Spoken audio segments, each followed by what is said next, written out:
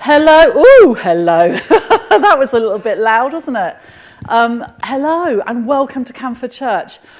This church, well, many of you know this church, and some of our couples have been married here. I'm going to pick on them now. Caroline and Ian will be having their wedding. Sorry? Mandy. It's not Caroline. Mandy and Ian, I'm sorry, had their wedding here 30 years ago. And they will be having a renewal of their wedding vows. So if you need to know anything, ask them. No, I'm joking. But welcome to Canford. This is an amazing place. Many of you know this church, some of you don't. After we've kind of given you some information tonight, there will be an opportunity to walk around the church, to have a look at the church. I think even an opportunity to listen to some bell ringing from the bell tower and to talk to them too. So please, when you get that opportunity, just walk around, ask questions. Carrie, I'm going to introduce you to some people now. Carrie sat here pressing buttons, is the church administrator, parish administrator, and she is the one that has already been dealing with the administration for your wedding, but actually she's the one that puts everything together. So she is very, very important in the process of your wedding. She also knows a lot of information about the church and about the parish and about weddings. So as well as myself, who'll talk to you about services and what we do and vows and all of those kind of things, the practicalities of flowers and finances and banns of marriage and all of those things, which we'll talk about a little bit later. Carrie is your most point of call. I'm going to introduce you to Sarah, who's sat behind you with glasses on. Sarah is another very important person, and she is going to be helping you with marriage prep. Yeah, you're nodding at me. And a little bit later, she's going to come and explain that a bit more. But again, at the end, it's a really good time to ask her questions and to say to her, how long's the course, what's involved, you know, who's going to be there, any of those kind of questions that you've got and things that you're not sure about. So as we talk tonight, have a think about questions that you might have for Sarah or for Carrie, because tonight you've got time to ask those questions tonight. I also have bell ringers here, and at the very end they're going to ring for us, which is beautiful, which just gives you a little bit of taste of what Canford as a church can offer. I've done quite a few weddings here now this year. All of them have been spectacular. It's a beautiful place to be married. It's a very holy place to be married. So it works on both fronts, and we have a huge amount of weddings here. And I'm sure your wedding will be incredibly special too. Okay. Carrie's going to give me some.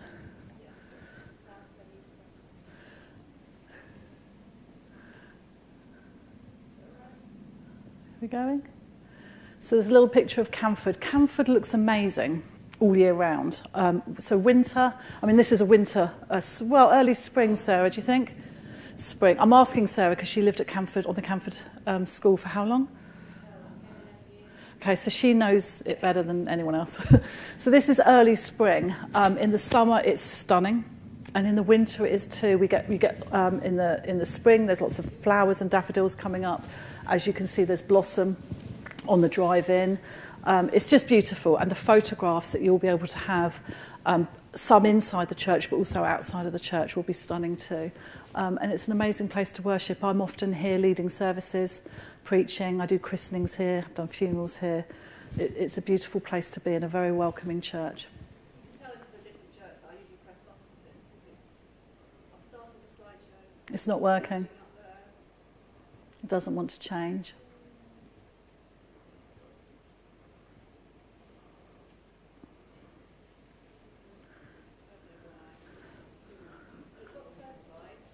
Do you want me to just keep talking about Canford the whole night? I'll tell you a funny story while she tries to press a button. Is it coming? A couple of weeks ago, I walked into our little centre across the way just to say hi. I was leading a service here about half an hour later, and I walked in. And normally, if you're going to preach a sermon, you get advanced timing and you write something. And if I'm taking a wedding, I will write something and prepare it. And I walked in and I stood at the front, and the person that was supposed to come didn't come to preach. They were unwell. They were poorly. And it's never happened before. And they said, can you preach a sermon? And I was like, when? And they went, now. So I had to make it up on the spot. And I feel a bit like, let's make it up on the spot. Is it not coming, Carrie, at all? Sarah, could you see if you could? Sarah's going to come. And This won't happen at a wedding. no, okay. I assure you, you can We've had weddings in here broadcast all over the world at the time of it happening, and we've never ever had a glitch. Just in all the weddings I've taken, live streamed, so they're going out live. People are watching in Hong Kong, in the States, different time zones, and they've all gone without a glitch. I haven't actually got, so there's a couple of people that do the live stream. Alistair behind you, if you look up, does some.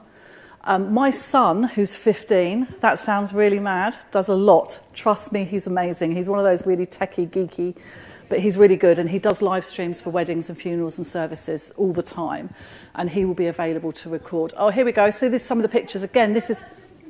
Right, I reckon there's like a 2-minute delay on this because we just closed the slideshow. So bear with. Okay.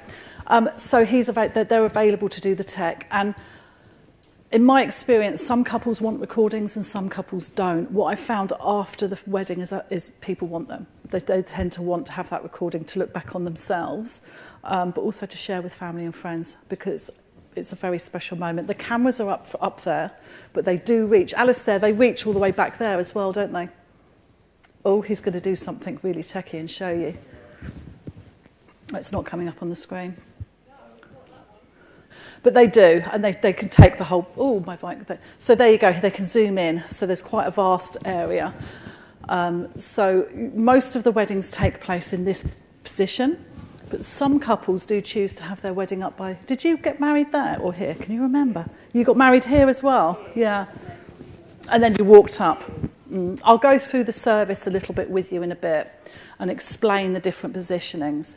Has anyone got any questions about the church? Whilst we get this. No questions about the church. Is there anything that you want to tell us about the church? What was the best bit? Can you remember? It's a long time ago, but can you remember anything from your wedding? Just being a good family here. It was just nice. I mean, we look back at our wedding. We have a wedding video. We look back and a lot of them people Yeah. I think what's nice is to have that live stream ability so people can watch wherever they are if they can't make it. It's less as important now, but in COVID times and in that year, 18 months after COVID, it was it's massively used now, massively used, so that everyone can be there, everyone can be a part of it.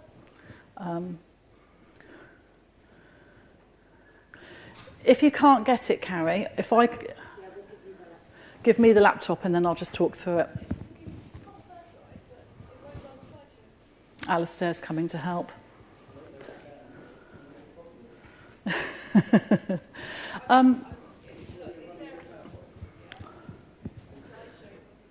So I do not know a huge amount about the history of this church because I've only been here a couple of years, but the church is Ellie, 1,100 years old? Okay, I got that right. So not this part, it's this part over here, isn't it, that's 1,100 years old? It's brilliant, this is. I've got people nodding at me. Sarah, what do you know about the church? Because you were here for 10 years. Don't worry if you don't. It's pretty. Ellie, is there anything that you could add to sort of what the church is and its history? Come up, Ellie. She didn't know I was doing this. She's just here to make the tea. Well, it is, because we worship here, isn't it? Because when my daughter got married here... Can you use the mic? I came here just before she got married, and as soon as I walked in here, I could feel a presence that I was, God wanted me to come here, and it's wonderful. Sorry? No. Yeah, I've switched it on. And it's got such a lovely feeling about it. It's so welcoming as well. Ever since I came here, I've felt as if I'd belonged here. So, yes, it is. And as I said, my daughter got married here, and it was wonderful. It was. You go down there and sign the register in South Chapel, and it's lovely. Yes, it is, yeah. Thank you so much. It is lovely. I think we've got our slides now. So here we go. We've got summer and autumn. If you look up on those slides, the building looks very different at different times of the year. And there you go, look in winter, the snow, it's incredible. But it's very different, and that's quite unusual. If you compared that to the London church, where it's quite a modern building, you don't get that difference in Building. Okay, so service. Let's talk about the service. For some of you in your packs, I think you've got a little bit. Have you got the booklet for the service? We're going to have a little look at it. Your service, Mandy, is slightly different, but we can use things from the main wedding service as well, so it's good for you to go through it. Okay, let's start. Oh, let's separate my pages. So the service will open. If you look at your notes, there'll be a welcome where I would welcome all of your, before the service begins, before you as the bride arrive, I would welcome all your guests. Everyone will come in and they will be seated and they will wait for you to arrive. And that's a really, really special moment. And if you have a photographer or two photographers, they're sometimes nice to have photos before the service begins, just of those people here as well as you arriving outside, because it's really nice. They're very informal, relaxed, people chatting and, they're, I haven't seen you for ages, hi, those kind of photos. Or they can take them of each other. Once the service begins, I wouldn't obviously want that to happen, but it's just a nice point, just that as a bride you don't get to see those moments and you can look back on them. So you would arrive and you would all come and stand here, either facing the altar, which is traditional, so you would stand side by side. One thing I like to do, and I think I mentioned it to you, is most of the wedding couples I've married this year, they've actually stood facing each other. There's a few reasons for that, really. One is you're not marrying me, you're marrying each other. And I think it's really important, actually, that you can see each other's emotions and expressions as you're saying your vows. But the other is practical. There's a live stream, and your family and friends, if they're watching live, they'll be seeing your back. And that is traditional, and couples still do want that traditional kind of wedding. And if you want that, that's fine. I'm just sort of mentioning the option. We go into some prayer time, the preface and the collect, some prayer time where we get ready, really, for what's to come with the wedding. We have a reading, which you would choose with the person taking your wedding. So for some of you, that would be with me. We discuss the reading you would like, and that would inform the talk that I would give. We've got some Bible readings that we can suggest, or it can be something that you just love yourself anyway. Then there's the address, and that's where I would do the sermon or the talk and talk about faith and faith in marriage and faith in your marriage. You'll find that the talk, whoever does your talk, whoever takes your wedding, that sermon will be personal to you. It won't just be a sermon on a wedding. That person taking your wedding will have met with you beforehand, will have discussed, and met you and tried to get to know you and discuss the wedding plans and tried to understand who you are and what you want. And you should see some of that in the wedding talk, so it's quite nice. Then we come to what they call the dedication. And it says at the top, the husband and wife face the minister. Now again, that's traditional to face the minister because those are vows that you're taking towards God. But you can stay and face each other because that's the bit where you say for richer, for poorer, in sickness and in health. And they're the kind of vows that you're making. They're the promises you're making. So you can choose where you want to stand and how you want to do that. If it is important for you to face me, then that's fine. So do you want to have a little look at those? Because these are important.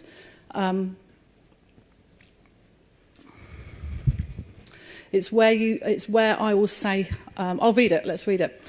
You have committed yourselves to each other in marriage, and your marriage is recognised by law.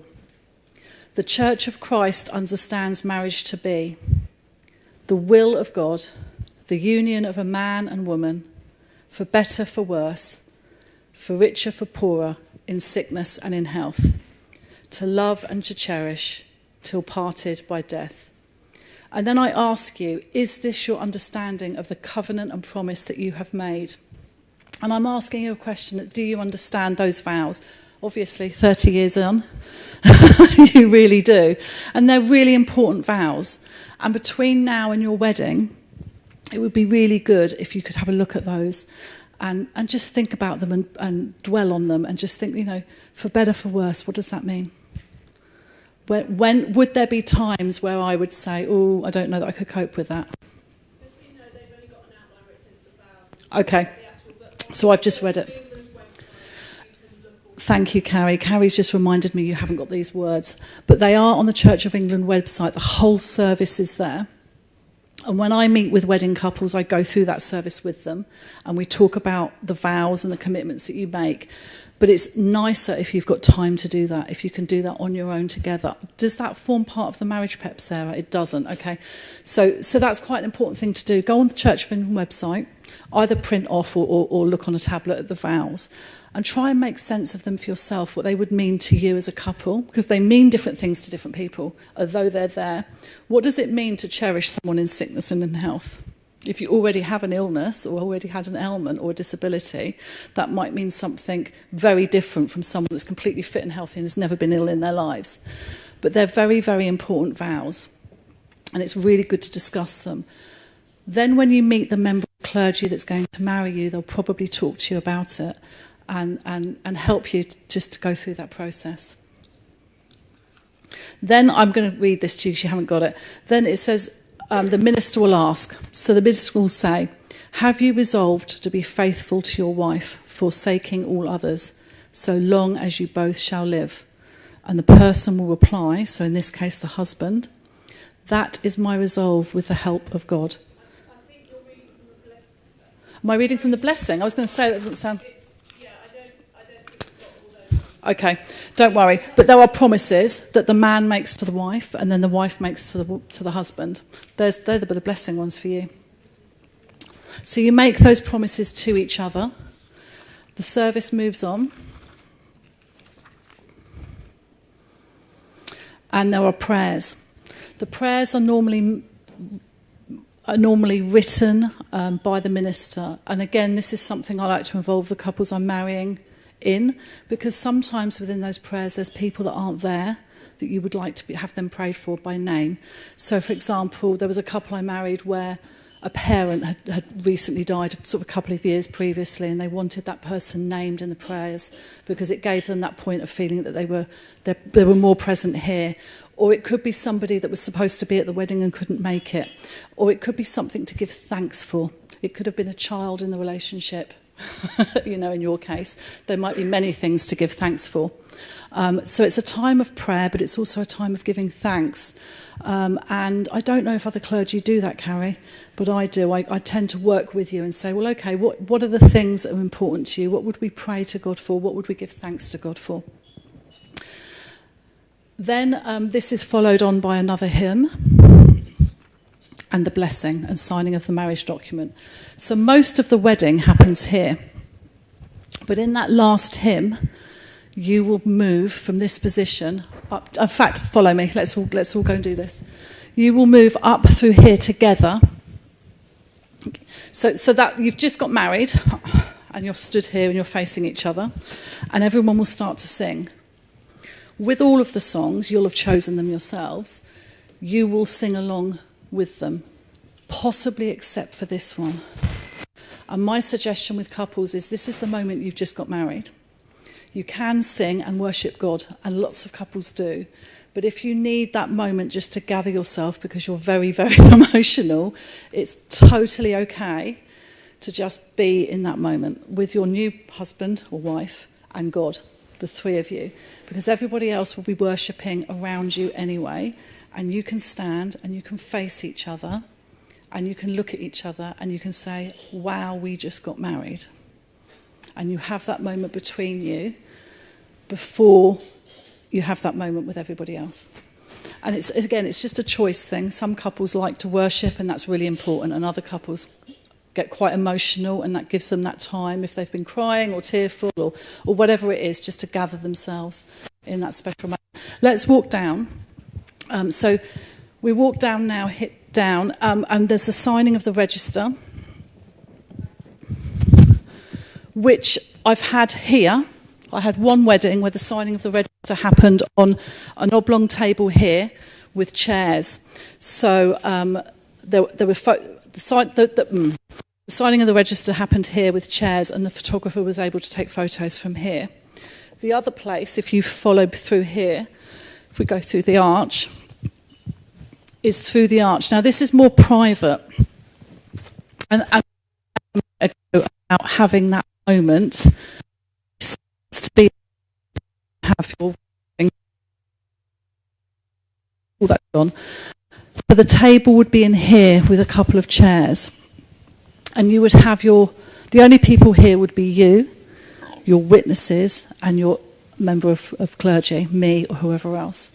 It's very private, it's very personal. It's normally at a time of incredible emotion and joy. So you sign your register, everybody not on anything. And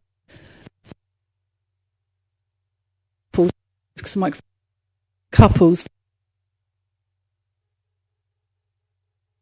that particular song, and it's them 1 or 2 minutes.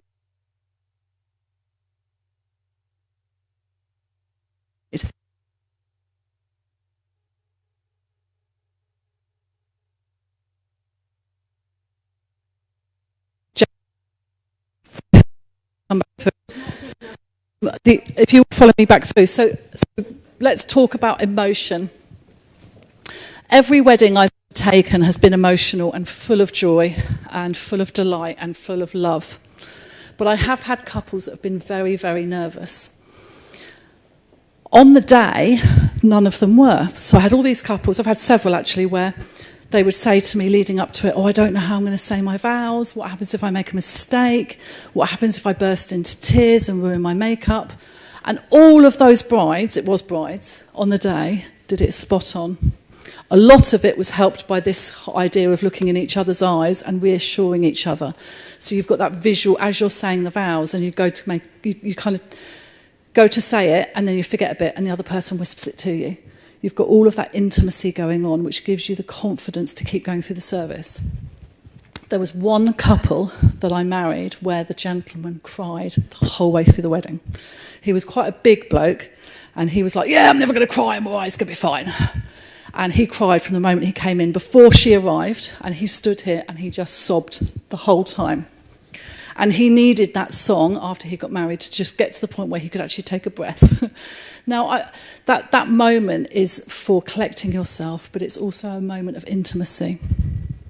I remember my wedding day, and I remember from that moment onwards, I never had an intimate moment with my husband for the rest of that day, because it was then other people. It was photographs, going off to the reception, talking to people, speeches, all of those things. And having that moment, people have fed back to me, is really special. And it's finding a way for you, and what would work for you, of how and when you want that moment. Whether that's then, or whether it's back there, whether it's after the service, everyone leaves and you come back in here. I had that for one of my weddings. They left, the bride and groom left, went outside. There weren't any photos at that point. The congregation came out and said hello to them, and the bride and groom came back in and just had a few minutes in here whilst everybody was all excited and talking to each other. There are as many ways of making those special moments as there are ideas, and they're just a few, but I would encourage you to make it yours and to have a moment within that service between you and God where you can just go, wow, we got married and we love each other, before the busyness. I don't know where I am with slides, Carrie. I've totally lost it. Wedding team. Okay, very, very important. So the admin is Carrie, who I've introduced you to, who sat doing the slides. She is the person you will speak most to and communicate most to. She's your first port of call for any admin, financial, anything to do with your wedding. There are several clergy in the parish. We have Mike, who's not here tonight, who is the vicar up at the Lantern. Peter Myers, who's the vicar at St Barnabas. Myself, Karen Franklin. And then there's going to be a new vicar here who we should know about in the next few weeks as well. And there are also a few retired vicars. All of those people this year have done weddings in this church, because we've had quite a lot. All of them, haven't they? And some of the retired attorneys. So there's a big team of clergy that will do your weddings. Sarah, behind you, is the person who is going to do your marriage prep with you, and she's going to talk to you a little bit about that in a minute. So I'm not going to talk about that at all. Al, who's up the top, not you. So our sound and visual. So Ben Franklin is one of the main ones. Carrie, is he? Normally he's here, and people come up to me and they look at me. So last year he was 14. And the wedding couples look at him and they look at me and they're like, you're going to let me... We had an big international wedding here this year when a couple they were in the States and in the UK, and there was family all over the world, and this thing couldn't go wrong. And they looked at me and they looked at this 14-year-old lad, and you could just see the worry and doubt. There has never, ever, ever been a blip in any of the weddings he's done or funerals, and everyone praises him. He's just one of these techie kids. So it's a shame you can't meet him tonight. He's revising for his mocks. But you can talk to Carrie about him, and she'll talk you through the process of live streaming and recording and what that is. And music. We have everything you could want for a wedding here. You can have an organist. You can have music played through the speakers from, virtually anywhere, isn't it, Carrie? Just kind of, I'm trying to think the music that we've had played. We've had bands here. With recorded music is a problem with the live stream because of copyright. So with recorded music, there is a problem with the copyright. So if you're live streaming, when it's a piece of recorded music, it has to be muted, which interrupts the recording and stuff. So if it can be played on piano or on the organ. So Spotify is great, but you're going to have a gap in your wedding video. But what we have had is musicians playing piano. We've had bands here, so worship bands. We have a lot of organists for weddings, actually. Worship bands and organists tends to be the most, but there's a variety and there's lots of choice. And you can obviously have other music, just as long as you know that we can't live stream it because we don't own it. And there's some very important people that I'm actually going to invite up now, just so you can see their faces, because later... Well, turn around behind you. There's 3 people sat there. These people make weddings amazing, because these are your bell ringers. And they are an incredible team. How long have you been bell ringing as a team? 12 years.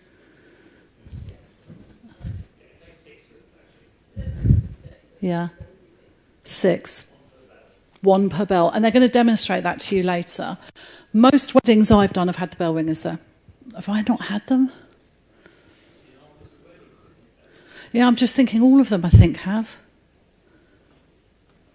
I think so. I think all of them have, because it's beautiful. And that's been at different times. So sometimes that's been when you're outside after the wedding. Sometimes it's at that moment after you've been married before you go. There's a little bit of choice in what they will do, but you'll hear later. It's amazing. You'll hear later.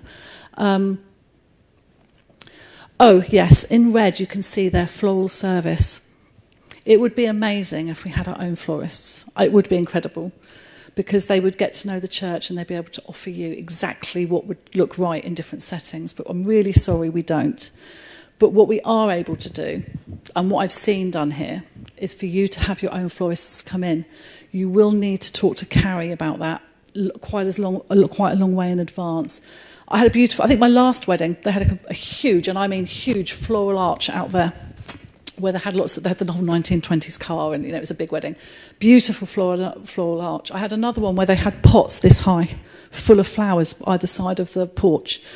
I can't describe the different kinds of floral arrangements that have been in the church, but it's really quite wide and quite varied. And I've also had weddings where it's been very simple, and all they've had is beautiful flowers here, and they've had it. It's just very, very simple, but very, very beautiful. So everything from the kind of huge, big floristry creations to very simple.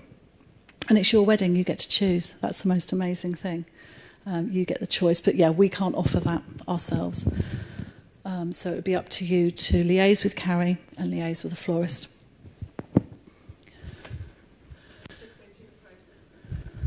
Okay, so we can do you now? Yeah, Sarah's going to come and do her little bit first. That's fine. Carrie, come up. Sarah, come up. Sarah's going to come and talk to you about... Sorry, I can project quite well. Well, for the recording... Oh, is it recording? Yeah. It's green. Yeah. Where's Ben when you need him? Anyway, there we go. It's an absolute joy and delight to do marriage prep with these guys. I don't think you guys will be with you, because you're already married. So Marriage prep is something that is sort of a compulsory part of being married here, but it helps encourage some incredible skills that you'll take into your marriage. You will each be sent one of these guest journals by Carrie, and it's 3 sessions online, and then there is a day where we'll get together to be confirmed at the moment, depending on how many couples are going to do it. The course comes out of a church in London called Holy Trinity Brompton. So they've got a pre-marriage course and they've got a marriage course as well. So just because you're not doing this bit, I would encourage, even if you've been married 30 years, congratulations. I would encourage you guys to search out the marriage course anyway. It promotes things like communication, conflict. It talks about finance for this one, and it talks about connection and adventure. Basically, it gives you some incredible building blocks to take into your marriage, and it may just bring up some conversations that you've not already discussed or sort of had confidence to do. So it's online. It's a discussion between you as a couple. It's not group discussion, so there's no awkwardness.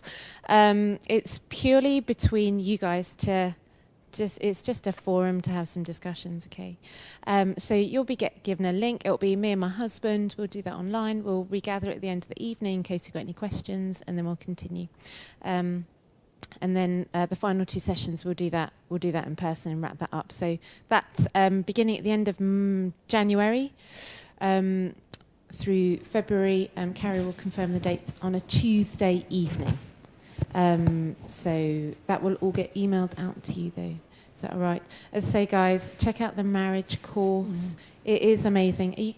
Are you both local? How local are you? We've got a marriage course starting up next term. So if you are interested in doing it, it really is amazing. My husband and I have been married for 17 years. We did marriage prep and we've done the marriage course 3 times. Not because we have a horrific marriage. We want a marriage that will last as long as yours or even longer. So do check out the marriage course if you'd like to. All right. Thanks, Thank Karen. you, Sarah. So that's just a little bit about the marriage course. I know a little bit about it, and again, I would just, agree with Sarah. It is very, very valuable. The pre-marriage course, it gives you a time where you can get to know each other a little bit. Moving on to the focus questionnaire. Are you nodding at me? Does anyone know what I say when I say a focus questionnaire?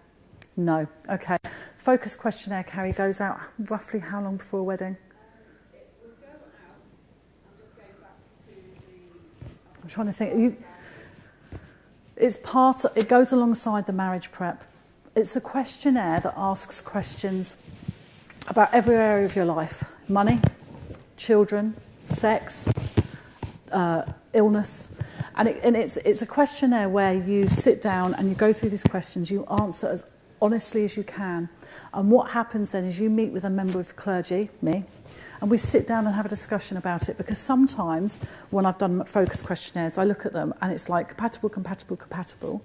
There was one couple that already had a child, and it was from one partner and the other partner, and it was really easy, but their sticking point was money. And they were able to just have a small conversation to determine what were the really important points within their marriage, what were the points that mattered to them, and make agreements. So that's what it's about. It's 180 questions, but they're tick box questions. They're not, you don't have to write an essay, it's tick box. Takes, like it says, 20, 30 minutes, and it costs £20. It is incredibly valuable, because where you've spent a long time getting to know each other, I assure you there'll be something on that focus questionnaire you'll go, oh, we've never talked about that. And it gives you that opportunity to talk about it. It gives you that opportunity to go, that's really great, we agree about that. We know when we parent children, that's what it's going to be like for us. Or we know when we buy a house together, that's what it's going to be like for us. But it also covers those places where you're not sure, and you can have a conversation. You fill it in individually, you don't fill it in together, and then you come together and talk about it, and it is completely confidential. The only people that see it are yourselves and the clergy. It doesn't go anywhere else. It is just a helpful tool, so that when you stand here and make your vows to that person, you really do know that you have talked through all of those issues that could become thorny. What happens if one of you gets made redundant? How would you feel? It's just those kind of issues. I'm looking at you, it's all scary, but it's not. But it gives you a confidence that by the time you get up into that last few weeks of your wedding, you shouldn't be ringing with lots of doubts. The combination of the pre-marriage course and the focus questionnaire should mean that you go into your marriage really confidently, having discussed and having journeyed together as a couple, and hopefully even closer, because you have that security and that stability of thinking, actually, I know how that person feels about this, or I know what's going to happen if ever. You know, what happens when you have a baby and one of you gives up work, who's going to be at home, who isn't? All of those kind of questions. There's 180 questions, and it's a good thing to do. They'll get email literally next week. Oh, wow. Okay. Yeah, there's loads of time. So you're going to get them in the next couple of weeks-ish. I mean, Carrie's quite busy with helping an interview process with the new vicar. So in the next few weeks, you'll get information about that. Have a look at it online. Think about it. Dwell about it. It's there.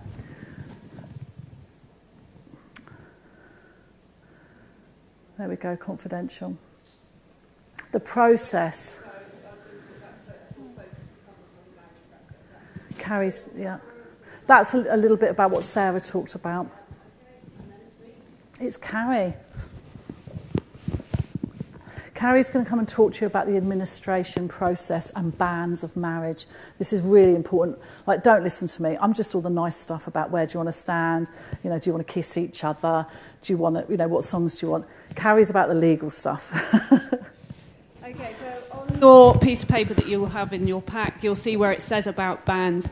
Bands is the sort of legal bit. This is the really official bit that is people will say, have you registered your wedding with the registry office? You do not need to. Bands in a church is instead of that, okay? It's part of your fees, it's all included. And what bands mean is that your wedding is read out, Karen does it regularly, for 3 times to the whole congregation. Is there anyone here who knows any just cause or impediment why these 2 persons may not marry? You can tell you're married to a vicar. So I hear it a lot of times. So that can't be done before 3 months before your wedding. There's a time that has to be done. So you will get a bands form, and it will tell you when they will be published, which means they'll be spoken at the service here. This is the legal document. This is what all your marriage document will be based on. So I do need full names on it, and if there's any questions about what to put down, do ask. It has changed slightly, because you can now have your mothers on the marriage document. It used to always only be fathers and not mothers. So I'd request, when you get it, on the back, just put the details as you've done for your father, because I'm using up the old forms, a good steward of paper. So it is just the father's full name, mother's full name, and the rank or profession of them as well, and that will get listed on your actual marriage document. There's one part that says, in which ecclesiastical parish do you reside? Okay. Now, most of you are within this parish, but I know some people aren't. If you go onto a site called A Church Near You and put your postcode in, it will tell you what your parish church is. And if you don't live in this parish, you need to have your banns read where you live as well as where you're getting married. That is your responsibility to do. You will need to contact the vicar at the church where you live and ask for your banns to be read there as well. They'll send you a form again, you'll have to fill it out again, not quite as much information, and then those will be read there as well. But Carrie, without those, the wedding can't go ahead. It's illegal. Unfortunately, so if you forget, it's one of the big things, it's more important than the flowers. Yeah. So these will be given out on the morning when you all come together for your marriage preparation, okay? So you'll have another little pack of the next stage of things, one of which is your banns form. So it's important to return it as soon as possible. I'm afraid I actually need it, the actual physical copy. You know, these days, it's not a digital one. I need the hard copy with your signatures on, return. So by post, drop it into me, whichever is easiest for you. And because you'll be dropping it in, the dates I will have put already on the bottom when they're being published, remember to write them down somewhere, because otherwise you pass it on to me and you think, oh, I haven't, when are they going to be? Okay, so make sure you write those down, but you can just phone through. What's nice with the banns of marriage is if you're Sorry, if you're local, they will be read in this church. So if you're local, come along and hear them being read. That's quite special in those few weeks leading up to your wedding. We will welcome you. We will probably mention you're here, and lots of people will come up and congratulate you. So you can begin to celebrate your wedding even before you're married in a congregation that will just love you being here. So a lot of people do come. It's really special. I'd encourage you to. My eldest son got married this summer. And because he got married somewhere different from where he lived, from where his fiancée lived, they actually had it read in 3 different places. So with the 3 weeks, they went to each one in turn and heard them each read in the different places. But you do not have to hear them read. You do not have to actually go and hear them read. There's no legal requirement there, but just that they are read. Okay? The other thing that you'll be getting on the marriage preparation meet-up on that Saturday morning is your invoice, okay? The invoice for church fees is around, this year, I can't give it to you now because they haven't been published by the diocese for next year yet. But this year it was about £662. That includes the payment for the AV operator, the person called the verger. That's the person who's the boss on the day, who helps organise where your ushers need to be. If you've got a question, where's the toilet? They'll know if they've got another question. So they're so the vicar can just be with you. They're the person that other people can just go and to for any questions they've got. But there are a few optional extras. So one of them is the bells. The cost of the bells is £180. That is a cost towards the upkeep of the bells and each of the bell ringers. For me to organise an organist or a pianist, that cost is £100. And I can print a very simple order of service, very similar to the one you've got there. It will be a card rather than paper, but it's very simple. If you'd like, I can do that for about £50 for 50 copies. I can increase the number of copies if you wanted, but there will be an additional charge on that. So I need to know between now and February, isn't it, when that Saturday morning is if you'd like the bells, please, or if you'd like me to organise an organist or pianist, and if you'd like the order of service, just so that I can prepare that invoice for you. The invoice then is due to be paid the month before your wedding, okay, by a month before your wedding. And I think that's all my bits. Thank you, Carrie.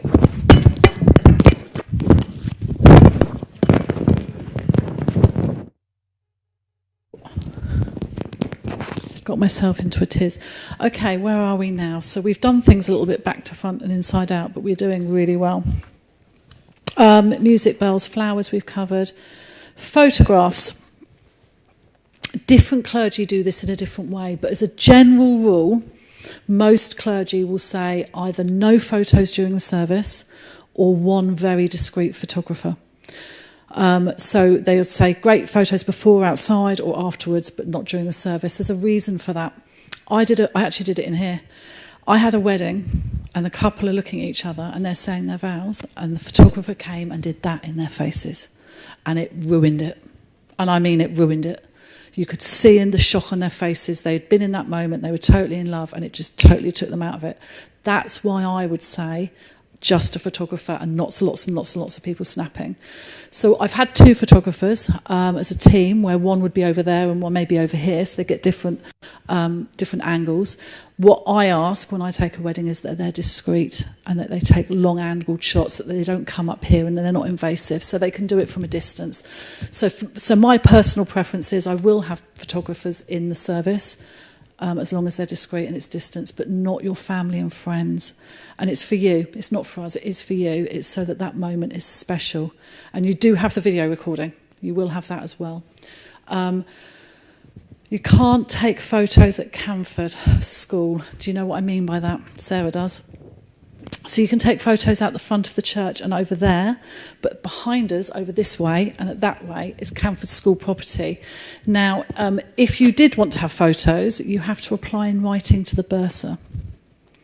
And permission would not be granted during term time. So when the school's running, when all the children are around, they're not going to want people going around taking photos because there's kids. So it would be in the school holidays, but you do have to get writing for it. You will need to check with your member of clergy about photos, because some clergy just say no photos during a service. I'm much more about discretion. It's nice to have photos when you sign the register. I think that's one nice, but just talk to them and find out. It's done for you, not for anybody else, so have a conversation. Parking, there's as you go back outside the church, you'll see the wall at the end of the church. When you organise your wedding, it's really important that you save that space. It depends. If you're coming as a bride, the car tends to come up to the side here, but you need space to do that. You also need space for your disabled visitors. So when you're planning your wedding and you've got people that are coming that might be disabled, just think about that a little bit. And if you've got, best man or people like that to help organise that outside. There is parking over by the CMC Centre, and that tends to get used quite widely. Saturday weddings, if you think about when you go through the arch, you've got the lane, that parking tends to be really full up from people going to the river. So there's lots of parking along here, and there's lots of parking up at the CMC, but you need to remember about your own bridal car coming in and photos, and disabled parking.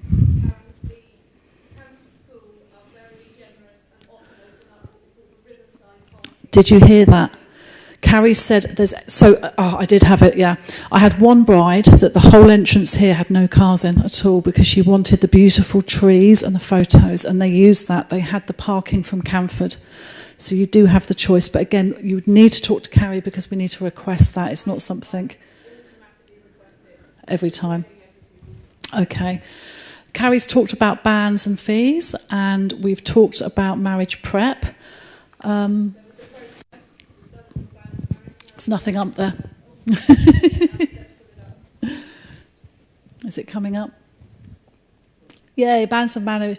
Okay, the bit I love, I love doing weddings, but this is the bit I love, meeting with you to finalise your order of service.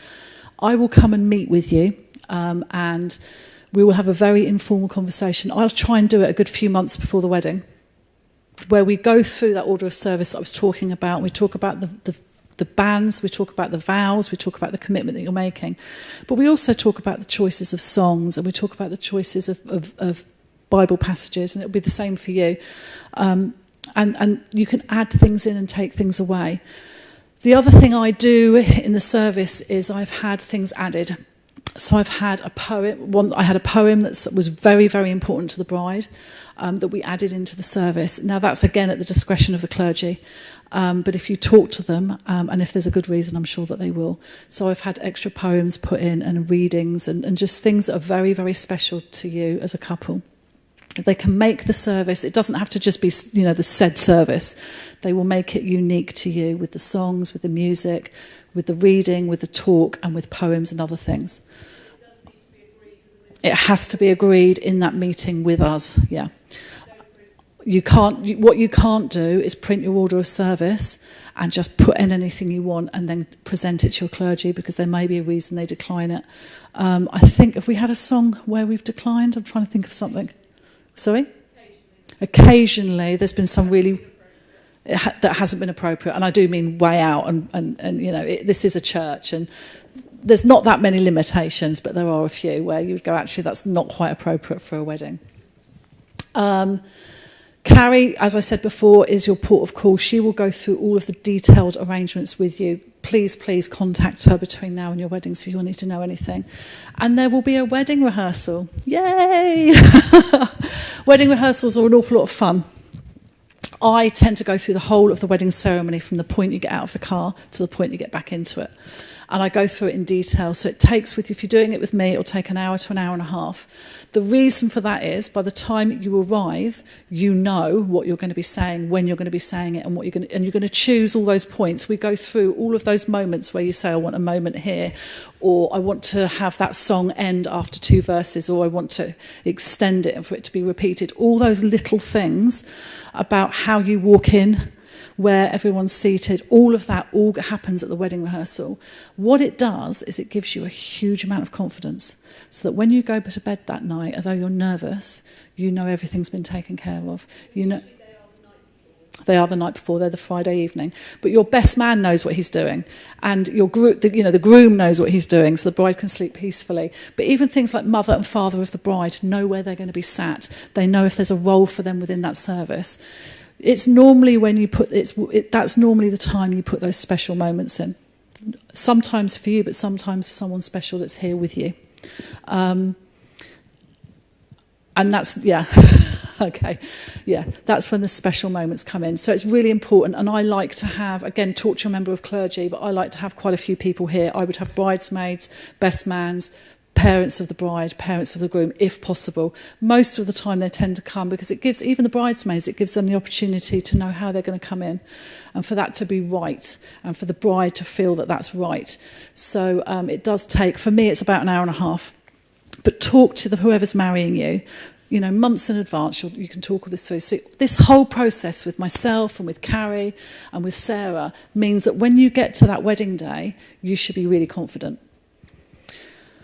One thing I will add that I've had, so saying your wedding vows to each other, I ask people to memorise them months in advance, and most people do, and nobody yet's got it wrong. Nobody yet has slipped up, believe it or not, in all the weddings I've done. I did have an elderly couple, it was actually my dad, who is in his very late 70s and absolutely didn't think he could memorise it. And what he did is he had the best man and the head bridesmaid either side. So they were facing each other. And behind them, they had just discreetly stood... Can you stand up for me? So behind them, imagine you're holding up a small piece of card. So I would be saying my vows to my husband by reading it from the card. Now, it's not ideal, but vows are really, really important. And for most people, their biggest fear is messing them up. So it's about finding a way that makes you feel confident that you're not going to mess them up. So the first thing I want to say is, to reassure you, is nobody's messed them up. Okay, you will get there. The other thing that I do, you can do the card idea and you can memorise them. The other thing I can do is I take you slowly, sentence by sentence through them, and you repeat them after me. So there's a choice there. It's just this is just things I do, and I know other clergy do things, but they're things to think about because the vows tends to be the most nervous moment. So please be reassured, your wedding day will be amazing. It will go perfectly. There will be no hiccups, and it will be the best day of your lives. Is that it? Is there anything else? The Church of England site. There's everything you can imagine on there. Every single word of the service is on there. Information about hymns. It gives you information about readings that you can choose, choices. There's so much. Please, in the next couple of weeks, go on there and have a look. Because what it will do is you'll start to formulate things that you like, and you'll start to formulate things you want, even though your wedding might not be for some time. But it's a really good resource. But you're not alone when you're choosing songs. Your member of clergy will help you. Because you might have an idea of a song and not actually be able to pinpoint it to a song, but they'll help you. These are our churches. So St Barnabas is in Bearwood, and the vicar there is Peter Myers. The Lantern, where I'm based, is in Merley. Both of them are very modern buildings, very different from this. We have the beautiful parish church that we're here in today. We also have another congregation that worships in the CMC, the little centre just by the car park there, called Breakfast at 9. All of these churches have services on a Sunday, and they're different services, but you would always be welcome. And I love this bit. We hope your wedding day will be a day with God at the centre. You know, you've chosen a church wedding for a reason. You could have gone to a registry office or a hotel or gone off to Mauritius and got married on a beach. This place is a place of worship, and it's been a place of worship for 1,100 years. Can you imagine the thousands upon thousands upon thousands of weddings that will have taken here in that time? All of which have been a commitment between two people before God. But the most special thing about your wedding day, it is the commitment that you make to each other, but it's also the blessing that God blesses on you that day and on your marriage and on you as individuals. God's love for you, God's blessing for you, and God's blessing for your marriage. So just rest assured, God will be at the centre of that day too, and he will then be at the centre of your marriage. I think that's it. I've spoken like dead on 8 o'clock. Whoa, winning. Okay, this next bit is actually just as important as anything that's been said. This is a time now, please, where to go look around. The bell ringers will be in the bell tower. They will be ringing for you, and you'll be able to talk to them as well and listen. And most importantly, Sarah, myself and Carrie, come talk to us. No question is a silly question, and you might have random like, oh, what's this or what's that. Please come talk to us, and we'll help you if we can.